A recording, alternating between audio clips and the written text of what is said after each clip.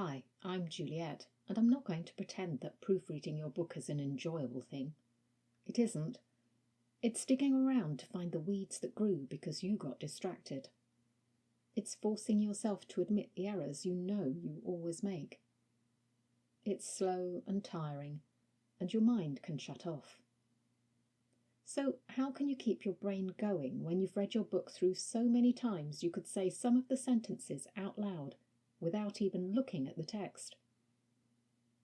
I believe the best way to proofread your book is to use different formats that will enable you to see and hear where those few remaining errors are. 1. Convert your manuscript into an e-book and read it on an e-reader or app. When you read through your book on an e-reader, it looks different physically. The font is different, the size of the text can be different, even the colour can be different. In fact, make sure it is as different as it can be. The mere fact that it doesn't look like it usually does will help you to find errors. 2.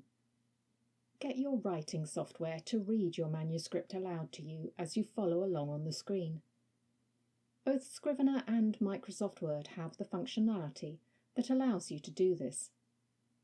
Listening to your book read aloud will highlight where there are missing or extra words, and will also help with punctuation, because when an AI reads, it uses the phrasing you have put on the page. So, if there's an unusual pause, or there isn't a pause where you think there should be, your punctuation may need adjusting. Yes, AI voices can have some weird pronunciations, especially with names, but I think that helps to keep you on your toes and not let your mind wander off. If you can change the voice to a different accent, that might help too. So, if you're in the United States, choose a British voice and vice versa. If you have a Kindle, you can also use that to read aloud, if you're able to produce a Mobi file to do so. It can be good to use this to listen without reading along, which will give you yet another perspective. In the process of proofreading a book, I will usually do more than one read aloud using different apps. They all tackle the reading slightly differently. This helps too. Of course, you could read your manuscript aloud yourself, but the problem with that is that your brain still might skip over the errors. Plus, that's a lot of talking. If you're an introvert, your voice might not be used to it. 3. Print out your manuscript. If you groaned when I said that and started thinking about all the paper and the ink and other obstacles, here's what I do. I save paper. I save everything sent to me that I no longer need or want, that has a blank back to it, and I use that to print on when the time comes. When I clear out old paperwork, I do the same. The only thing I ensure is that the paper isn't badly creased. A proper fold is usually okay. Otherwise, everything's game.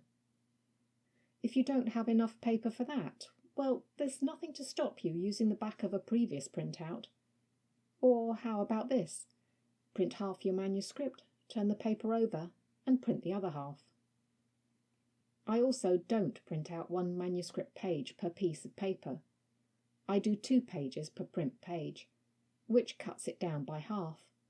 Because I'm doing the proofreading myself, I don't need a huge amount of space to mark the errors for someone else to understand, so it isn't an issue. You could even correct errors immediately on the electronic document, although I wouldn't recommend that because it stops your flow of work and could lead to you missing things. When you're proofreading a paper manuscript, make sure you read line by line by using a ruler to guide you. If you don't, your pesky brain will fill in words, wander, and generally conspire to miss errors. It will take a little longer, but you need to concentrate. If you don't, the whole task is pointless. So those are 3 ways I proofread my manuscripts. Even if you're sending your manuscript to someone else for final error checking, I'd recommend doing these first.